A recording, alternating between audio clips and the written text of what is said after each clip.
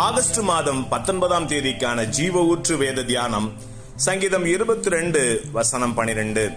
அநேகம் காளைகள் என்னை சூழ்ந்திருக்கின்றன, பாசான் தேசத்து பலத்த எருதுகள் என்னை வளைந்து கொண்டன என்பதே.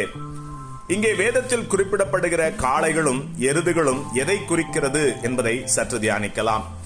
காளைகள் என்றாலும் எருதுகள் என்றாலும் ஆண் மாடுகளையே குறிக்கிறது என்ற போதும், எருதுகள் என்பது அடிமை வேலை செய்ய பழக்குவிக்கப்பட்டவைகள், தன் எஜமானுடைய கட்டளைக்கு கீழ்ப்படிந்து செயல்படுகிறவைகள்.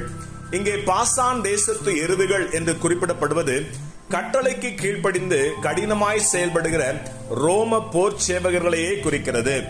காளைகள் என்பது தங்கள் பலத்தை மற்றவர்களுக்கு பிரசித்தம் செய்யவும் ஆதிக்கம் செலுத்தும் மனநிலையோடு செயல்படுகிற யூதர்களை குறிக்கிறது.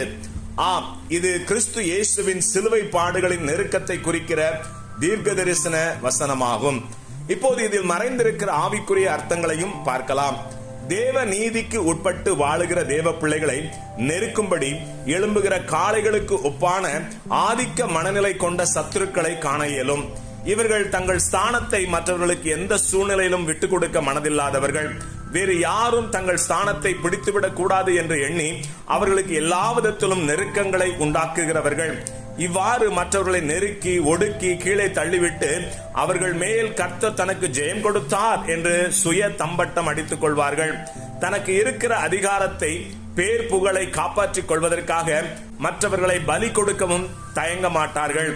அடுத்து, எருதுகளுக்கு ஒப்பானவர்களோ மனசாட்சியற்ற மிருகங்களை போன்றவர்கள். அதிகாரத்திற்கு கீழ்ப்படிந்து நீதி நியாயங்களை செய்கிறோம் என்ற பெயரில் மனிதாபிமானமற்றவர்களாக செயல்படுவார்கள்.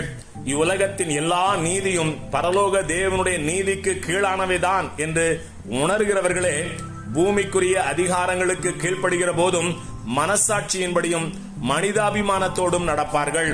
அதே சமயம் இப்படிப்பட்ட காளைகளுக்கு ஒப்பானவர்களும் எருதுகளுக்கு ஒப்பானவர்களும் நெருக்கி ஒடுக்கினாலும் இறுதியில் தேவ பிள்ளைகளே ஜெயமெடுப்பார்கள். இதை குறித்து 2 கொரிந்தியர் 4வது அதிகாரம் 8-9 வசனங்களில், நாங்கள் எப்பக்கத்திலும் நெருக்கப்பட்டும் ஒடுங்கி போகிறதில்லை, கலக்கம் அடைந்தும் மனம் முறிவடைகிறதில்லை, துன்பப்படுத்தப்பட்டும் கைவிடப்படுகிறதில்லை, கீழே தள்ளப்பட்டும் மடிந்து போகிறதில்லை என்று வேதம் கூறுகிறது. ஆமேன், அல்லேலூயா.